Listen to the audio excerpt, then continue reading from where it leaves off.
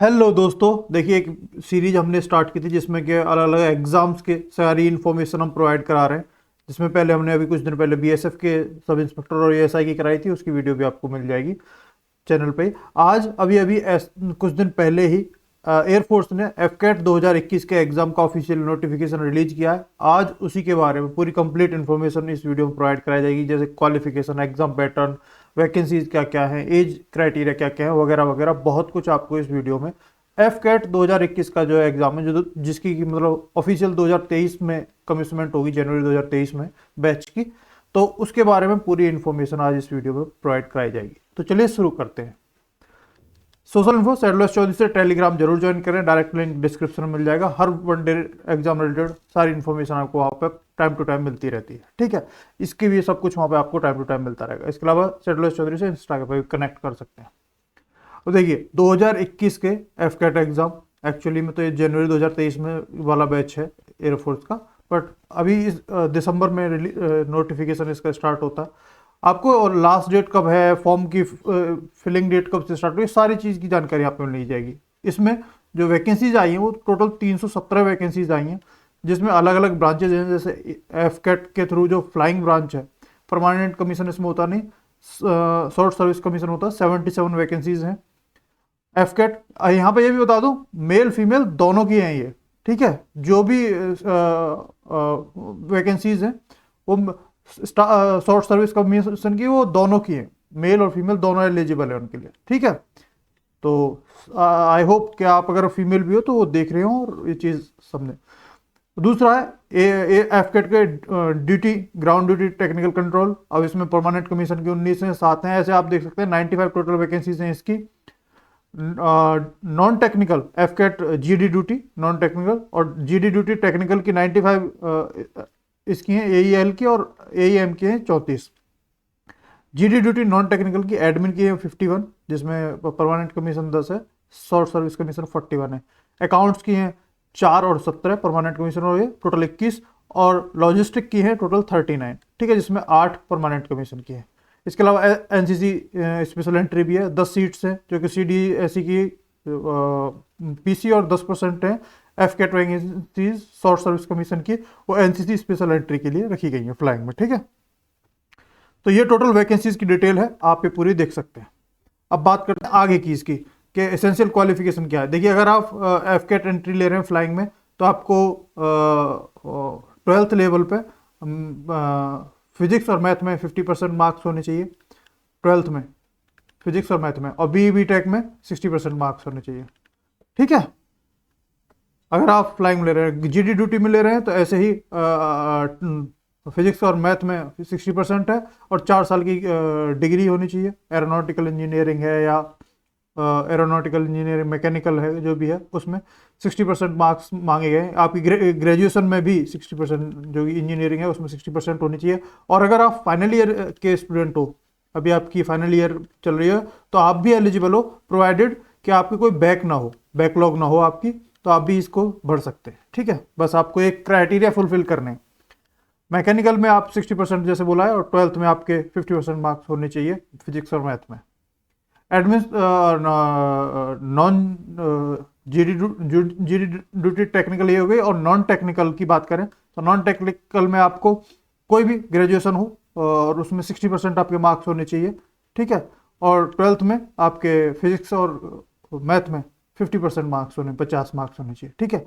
इसके अलावा फिर इसमें नॉन टेक्निकल में फिजिकल में मेल की हाइट मांगी गई है 157.5 सेंटीमीटर, और फीमेल की हाइट मांगी गई है 152 सेंटीमीटर, इतनी आपकी हाइट होनी चाहिए। और अकाउंट्स में अगर आप जा रहे हैं नॉन टेक्निकल में, तो बीकॉम में आपकी होनी चाहिए 60% मार्क्स आपके होने चाहिए, और हाइट वही 157.5 मेल और 152 सेंटीमीटर फीमेल के लिए, ठीक है। और आप एनसीसी स्पेशल एंट्री हैं, तो फिर आपको सी सर्टिफिकेट होना चाहिए। आई होप ये आपको सारे वो पता चल गए होंगे। एज की भी बात करूंगा, एग्जाम पैटर्न की सबकी बात करूंगा एक एक करके। देखो फॉर्म फीस की और एप्लीकेशन कब से स्टार्ट हो रहे हैं। देखो 1 दिसंबर से, इसी से 2-3 दिन बाद आपके इसके एप्लीकेशन स्टार्ट हो रहे हैं। जो भी कैंडिडेट हैं, एसएससी की तैयारी करते हैं, जो कुछ भी है, उन सबको ही भरना चाहिए। अगर आप एलिजिबल हो, आप उस एज क्राइटेरिया में आओ, जरूर भरो, क्योंकि बिल्कुल आपका बहुत अच्छा चांस बनेगा इसमें सिलेक्शन होने का। बताऊंगा वो कैसे और क्यों। ₹250 फीस है सभी के लिए अगर भरते हैं आप। और एनसीसी एंट्री है अगर तो फ्री है, एनसीसी एंट्री वालों के लिए फ्री है, बाकी सबके लिए ₹250 इसमें फीस है जो आपको पे करनी है। और 1 दिसंबर से फॉर्म इनकी डेट स्टार्ट हो रही है भरने की, और ये 30 दिसंबर तक चलेगी, 30 दिसंबर 2021 तक फॉर्म की डेट चलेगी। एग्जाम अगले ईयर की शुरुआत में आपका एग्जाम हो जाएगा, रिटन एग्जाम। अब बात करते हैं आगे की एज की। तो देखो, अगर आप एनसीसी स्पेशल एंट्री हैं तो आपकी जो बॉर्न होना चाहिए 2 जनवरी 1999 के बाद के आप बॉर्न होना चाहिए, मतलब 2 जनवरी से लेके 1 जनवरी 2003 के बीच में आप पैदा हुए हो तो आप एलिजिबल हो। एफ कैट एंट्री की बात की जाए तो फ्लाइंग ब्रांच है, उसमें 2 जनवरी 1999 से लेके 2003 के 1 जनवरी 2003 के बीच में बॉर्न हो आप एलिजिबल हो। जीडी टेक्निकल हो या नॉन टेक्निकल ग्राउंड ड्यूटी जो है, टेक्निकल हो या नॉन टेक्निकल हो, आप 2 जनवरी 1997 से 1 जनवरी 2003 के बीच में बॉर्न होने चाहिए। तो आपको एज का आइडिया लग गया होगा। इनके लिए 24 साल है, 20 से 24, और इसके लिए 20 से 26 साल है। ठीक है, इसके लिए 20 से 24 है। ये एज वो क्राइटेरिया है, आपको एज क्राइटेरिया के आई होप आइडिया काफ़ी अच्छे से लग गया होगा। चलिए अब आगे बढ़ते हैं, एग्जाम पैटर्न की बात करते हैं। देखो, आप फीस भर दिए, सब कुछ कर लिए, अपना पूरी इन्फॉर्मेशन मिल गई।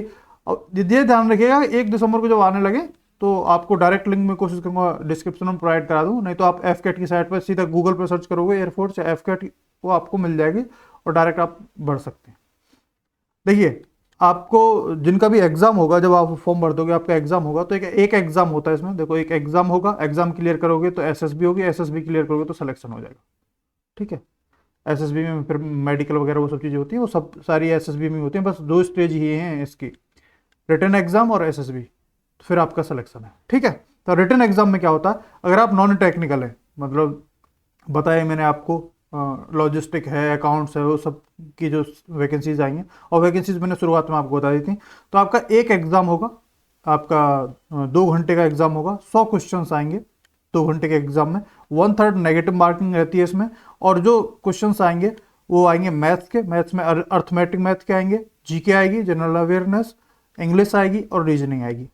और इसका वो पूरा सिलेबस आपको एयरफोर्स की वेबसाइट पर या एफकेट की वेबसाइट पर मिल जाएगा, वहाँ से आप देख सकते हैं। कोशिश करूंगा कि मैं आपको टेलीग्राम पर प्रोवाइड करा दूँ सेटलर चौधरी पर। ठीक है, तो मैथ आएगा, मैथ में सिंपल अरिथमेटिक रहता है, जीके में जो टिपिकल आती है वही आएगी, इंग्लिश और रीजनिंग। इंग्लिश और रीजनिंग नॉर्मल सी चीज़ें आती हैं। और जो भी एसएससी की तैयारी करते हैं बच्चे, या कोई भी ऐसी तैयारी करते हैं जिनमें ये सारे सब्जेक्ट आते हैं आपके पेपर, तो आपको ये जरूर भरना चाहिए। बहुत अच्छा चांस होता है अगर आपने रिटन एग्जाम कर लिया और फिर थोड़ा बहुत भी एसएसबी में लगा आपका पेपर किया तो आपका फ्लाइंग ऑफिसर बन जाओगे।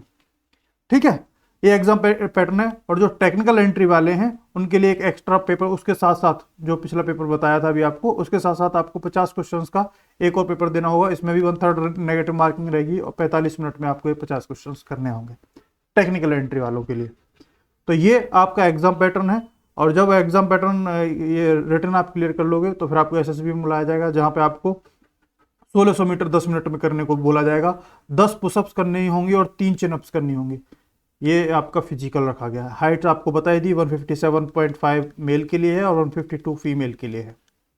ठीक है दोस्तों, तो ये आपका रिटन और आपका फिजिकल और ये सब चीज़ का था। इसके एसएसबी क्लियर करोगे आप बन जाओगे। इसके अलावा आपको कुछ बुक्स वगैरह इसके लिए, जो भी एसएससी की आप बुक्स प्रिपेयर कर रहे हो उसी से आप कर लें। जिस भी सब्जेक्ट में आपको लग रहा है वो कर लें। बाकी मॉक्स वगैरह इसके दे लेना एग्जाम देने से पहले। अगर आप एसएससी के एस्पिरेंट हो ना, तो आपको स्पेशली इसके लिए कुछ एक्स्ट्रा पढ़ने की जरूरत नहीं है। जो आप पढ़ते आ रहे हो उसी के बेसिस पे ये हो जाएगा।